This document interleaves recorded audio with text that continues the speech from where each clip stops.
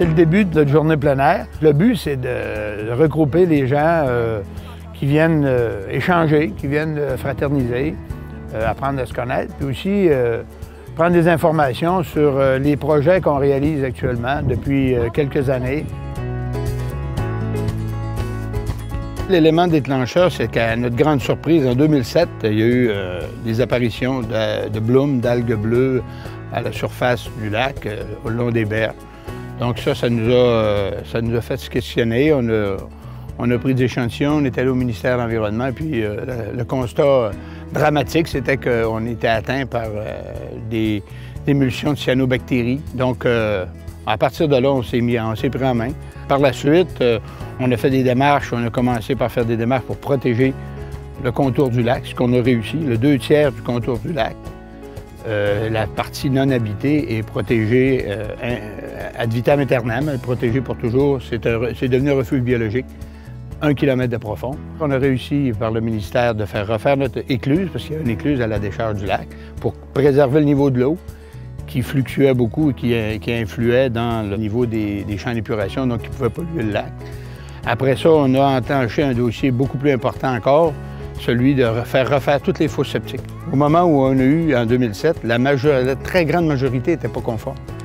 Aujourd'hui, après 7 ans, sur 41 propriétés, 36 ont refait leurs installations septiques. On est fiers de ça.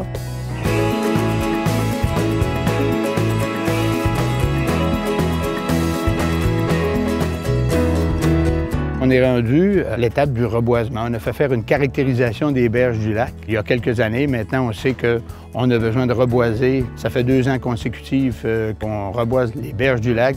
En 2008, il y avait déjà eu une séance d'information qui avait été donnée, puis un aménagement qui avait été réalisé sur une portion de la plage. On est revenu en 2014, finalement, pour corriger les bandes riveraines qui seraient peut-être pas adéquates ou qui seraient tout simplement non existantes sur les terrains de plusieurs propriétaires au Lac-Noir.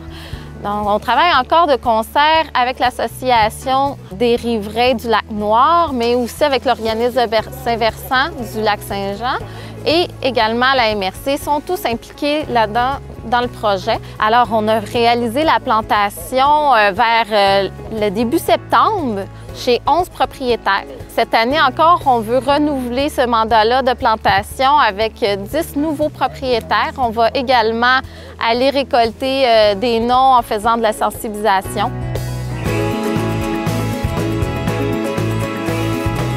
Le réseau de surveillance volontaire des lacs est un organisme qui nous a supportés tout le long de nos démarches. On est rentré dans le réseau immédiatement après 2007, aussitôt qu'on a pu, en 2008.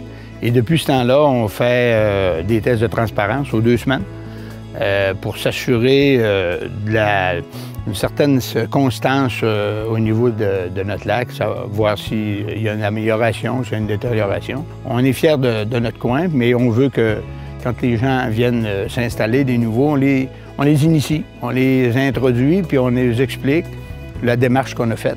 Puis on ne veut pas retomber dans les mêmes pièges, on veut que ça se continue. Donc, je pense qu'on essaie d'intégrer des bonnes pratiques tout de suite au début, ce qui va donner des résultats à long terme beaucoup plus efficaces que faire de la réparation. Maintenant, on fait de la prévention. J'ai acheté un chalet ici. Puis là, je commence à m'impliquer. Donc, la pancarte ici, c'est moi et mon ami Marcel qui l'a tout installé. Ensuite de ça, l'année passée, on a participé pour le reboisement des berges. On a planté à peu près une douzaine de petits arbustes.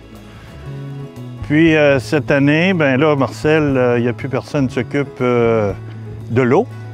Donc c'est Marcel va me donner la formation, puis c'est moi qui va s'occuper pour aller faire les tests sur l'eau.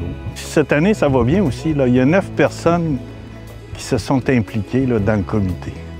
Donc, c'est la première année qu'on a un comité, là, vraiment, là, où on peut se répartir les tâches. C'est un travail de gestion et d'implication qui est totalement bénévole, mais qui, depuis plusieurs années, donne des résultats intéressants. Tu vois, les plantations que j'ai faites l'an passé, de l'autre côté là-bas, puis il y en a un peu là. On réalise aujourd'hui qu'on a plus de plaisir, qu'on regarde notre lac, notre plan d'eau, notre endroit de villégiature, avec des yeux complètement différents. Et on apprécie beaucoup plus que ce qu'on pouvait faire avant d'avoir fait ce cheminement-là.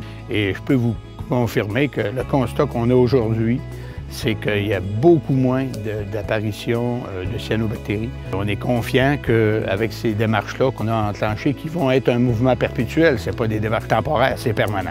C'est une façon de vivre différemment. C'est une grande fierté pour nous autres, pour tout le comité et pour tout l'ensemble des résidents. Je pense qu'on on a atteint un niveau de responsabilité qui est intéressant, qui, je pense, peut servir de modèle. La nature ici est abondante et riche, c'est pour ça qu'il faut la protéger.